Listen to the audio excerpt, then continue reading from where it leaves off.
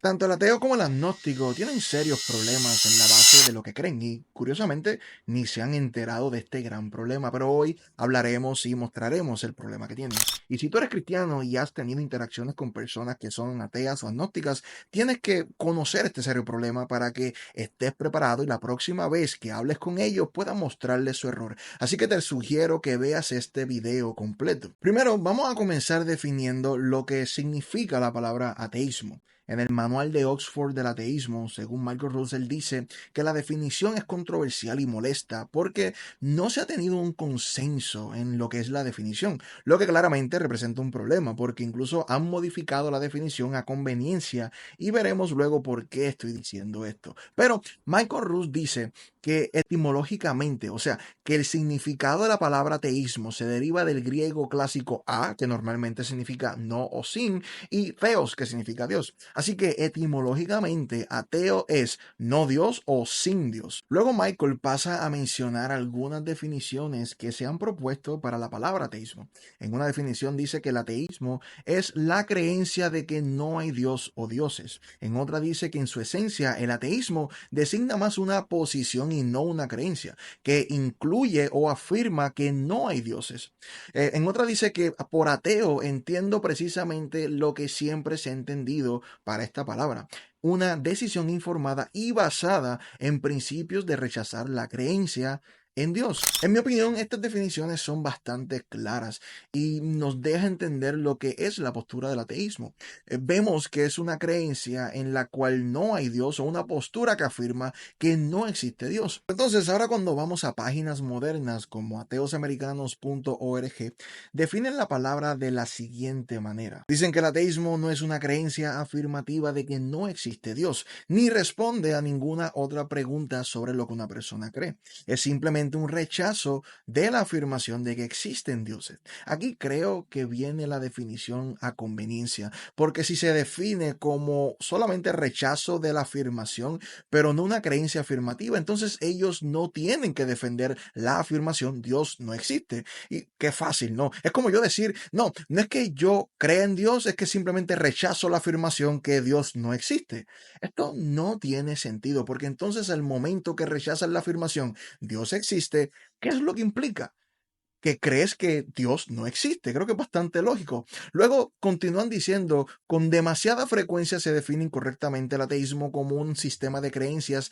Para estar claros o para ser claros, el ateísmo no es una incredulidad de los dioses o una negación de los dioses, es una falta de creencia en los dioses. Pero igual, no tiene sentido que digan que el ateísmo no es una negación de los dioses cuando literalmente acaban de decir que rechazan la afirmación que existe Dios. Tenemos que entender que las afirmaciones son más que palabras. La afirmación intenta hacer una aseveración sobre la realidad, o sea, rechaza la idea que en efecto Dios existe. Así que al rechazar la afirmación, rechazas la realidad en la cual Dios exista.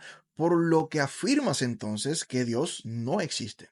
Nosotros que creemos en la existencia de Dios, sin lugar a duda, debemos prepararnos para defender nuestra afirmación de que Dios existe. Pero de igual forma, el ateo debe prepararse para defender su afirmación o su creencia de que Dios no existe. Ahora, mira cuál es el problema que tiene internamente el ateísmo, y pienso yo que es la razón por la cual intentan redefinir los términos. Al momento que el ateo afirma Dios no existe, obligatoriamente debe afirmar un tipo de omnisciencia, es decir, necesitaría un conocimiento absoluto y completo de todo el universo para poder llegar a una conclusión definitiva que Dios no existe. Aquí está el problema del ateísmo, porque claramente este tipo de conocimiento para el ser humano es imposible. Nuestro conocimiento es limitado, así que si el conocimiento del ser humano es limitado, ¿cómo alguien puede decir que tiene un conocimiento absoluto que le permita decir que Dios no existe? Esto es imposible. Es como decir que estás en un cuarto sin ventanas y puedes decir confiadamente, afuera de este cuarto no existe un árbol. ¿Cómo puedes saber eso si tu conocimiento está limitado a lo que conoces dentro del cuarto? Simplemente no puedes. De igual manera, dado a que el ateo solo tiene acceso al conocimiento que tiene, no puede ir más allá de su propio conocimiento limitado, para afirmar que Dios no existe, porque quizás la existencia de Dios puede encontrarse en ese conocimiento que aún no posee. Pero muy importante aclarar algo en este video. Cuando el creyente afirma que Dios existe, el creyente no afirma que conoce absolutamente todo. Lo único que afirma el creyente es que la creencia en la existencia de Dios se basa en la convicción de que hay aspectos de la realidad y la experiencia humana que apunta hacia algo más allá de lo material y lo observable.